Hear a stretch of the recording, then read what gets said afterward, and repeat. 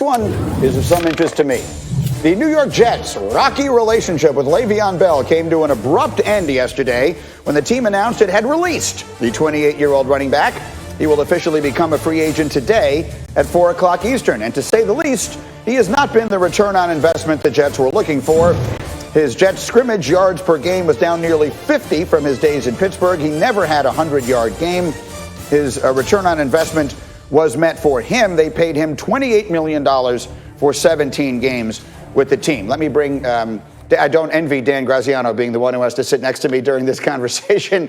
Dan, why did this happen? Why did yesterday the New York Jets release Le'Veon Bell? You say rocky relationship, and it was from the start, right? The coach, Adam Gase, who came in the same year, never really seemed to embrace Le'Veon Bell as the key part of his offense, and Le'Veon was used to being that in Pittsburgh, so had some issues with how he was used. You showed he wasn't very productive, and he comes off an injury this week, doesn't play as much as he wants to Sunday, and so he expresses disappointment to the front office. They have a conversation. They decide it's probably best to move on.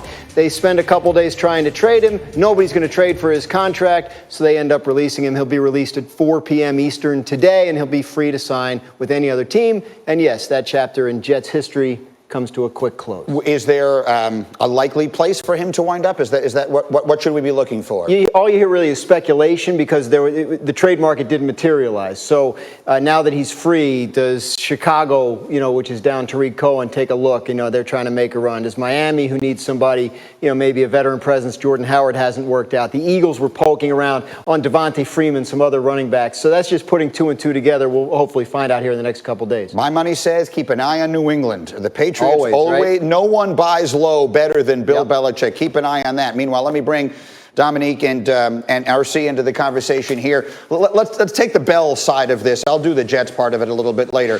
But RC, is he a player who can make a difference for someone? Can someone pick up Le'Veon Bell right now, who is a contender, and can he be the piece that puts them over the top?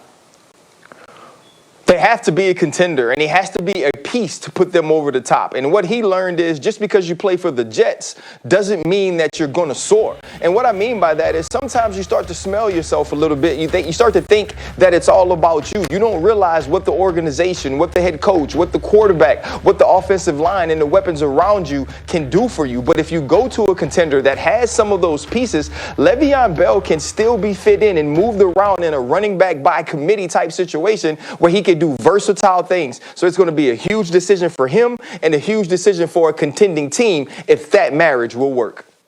Real quick, Nick, your thoughts, Le'Veon Bell?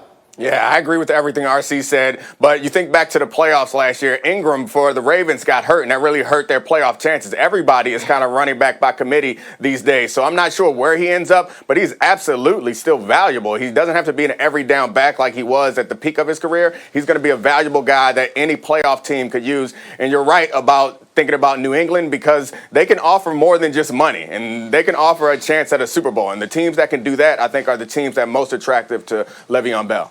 All right, so we'll leave that there for the moment. Again, I will share my thoughts on how this thing played out in our second hour today. Meanwhile, let's get to the baseball yesterday. Postseason baseball. We got the Braves and the Dodgers, Game 2. Clayton Kershaw, a late scratch with back spasm, so Tony Gonsolin is doing the pitching last night and not well. That's Freddie Freeman, who crushes one to right.